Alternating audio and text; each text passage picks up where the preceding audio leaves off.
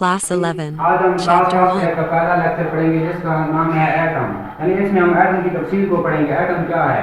Atom is the smallest particle of an element which can take part in a chemical reaction. यानी atom जो है वो smallest particle किसी element का जो केमिकल रिएक्शन में हिस्सा ले सकता है।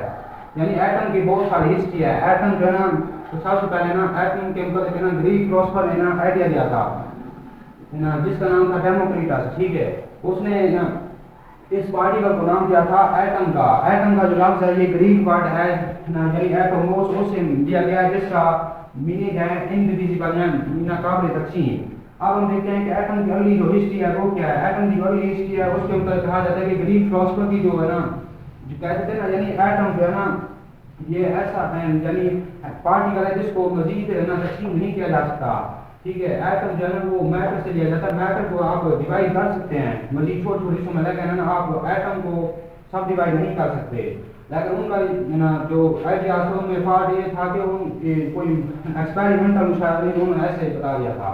फिर ऐसा जॉन डॉल्टन उसने 1808 में क्या किया था, उसने कहा था कि आप law of conservation of mass को, law of conservation of definite proportions को है ना आप एटम के पाए जाने से मरूम कर सकते हैं। उसमें एक एटॉमिक थ्योरी पेश की। ठीक है, उस एटॉमिक थ्योरी का मेन पोस्टुलेट ये था कि कोई भी कंपाउंड होता है उसमें पाए जाने वाले एलिमेंट्स होते हैं, हर एलिमेंट की जो है ना कंपोजिशन होती है वो मुख्तलिफ होती है। यानी एक ही कंपाउंड में जो एलिमेंट्स पाए जाते हैं उनकी प्रॉपर्टीज है ना मुख्तलिफ होती हैं, मुख्तलिफ एलिमेंट्स होते हैं। मिसाल के तौर पर H2O ले लें, H2O में जो है ना हाइड्रोजन एलिमेंट की ऑक्सीजन एलिमेंट है। हाइड्रोजन एलिमेंट की जो प्रॉपर्टीज हैं वो ऑक्सीजन एलिमेंट से मुख्तलिफ हैं। हाइड्रोजन एटम की जो प्रॉपर्टीज हैं वो ऑक्सीजन एलिमेंट से मुख्तलिफ हैं।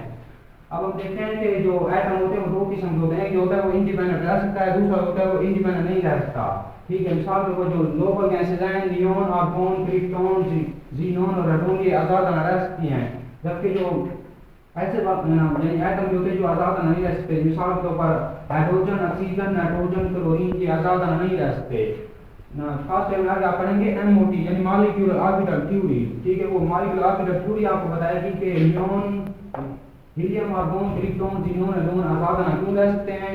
ठीक है, और हाइड्रोजन, ऑक्सीजन, नाइट्रोजन, क्लोरीन आज़ाद क्यों नहीं रह सकते। वो ये बताएगा कि इन ये ना आगे बॉन्ड नहीं बना सकती अपने एटम के साथ। एंड जो नोबल गैस हैं वो अपनी जैसे नोबल गैस के साथ एटम नहीं बना सकती, इसलिए आप ये इंडिपेंडेंट रह सकती हैं। ठीक है, जबकि जो हाइड्रोजन है, ऑक्सीजन है, नाइट्रोजन है, क्लोरीन है, ये आज़ाद नहीं रह सकती। ये इनको ना अपने जैसे एटम के साथ बॉन्ड बनाना पड़ता है।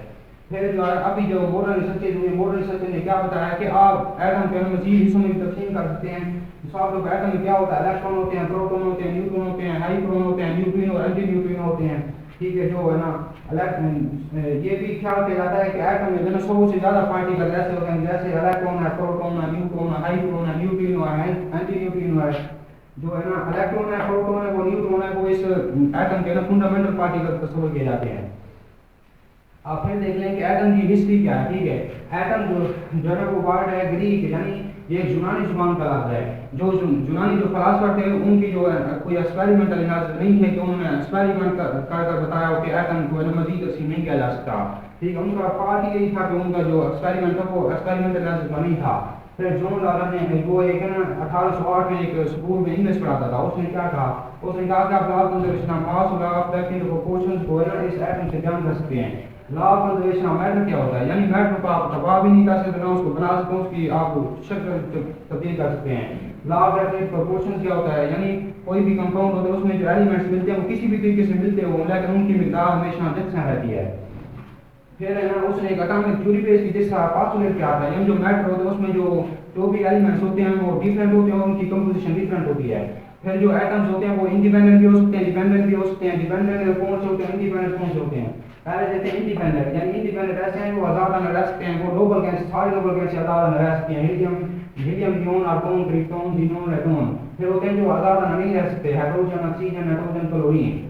फिर जो मॉडर्न रिसर्च हुई है उसके मुताबिक है ना एटम में वो है ना 100 से ज़्यादा है ना मजीद सब पार्टिकल होते हैं। सब पार्टिकल ऐसे होते हैं, आम पार्टिकल ऐसे होते हैं जो एटम से भी मास में छोटे होते हैं, जैसे electron, proton, neutron, neutrino, anti neutrino, hydrogen.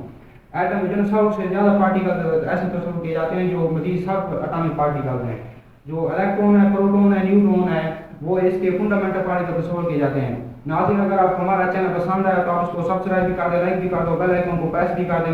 मजीद लेक्चर्स के लिए देखते रहिए। केमिस्ट्री आता है बात।